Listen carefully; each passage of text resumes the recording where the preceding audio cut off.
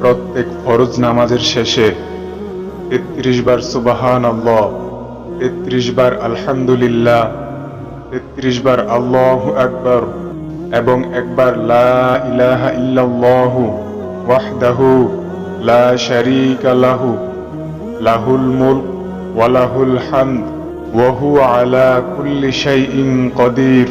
আপনার অতীতের সব পাপ ক্ষমা হয়ে যাবে। সহিহ মুসলিম হাদিস নাম্বার 1228। সেই সাথে জাহান্নাম থেকেও মুক্তি পেয়ে যাবেন, কেননা দিনে 360 বার এই তাসবিহগুলো পড়লেই জাহান্নাম থেকে মুক্ত রাখা হয়। আর এভাবেই 5 ওয়াক্তে 500 বার পড়া হচ্ছে। সহিহ মুসলিম মিশকাত হাদিস নাম্বার 1803।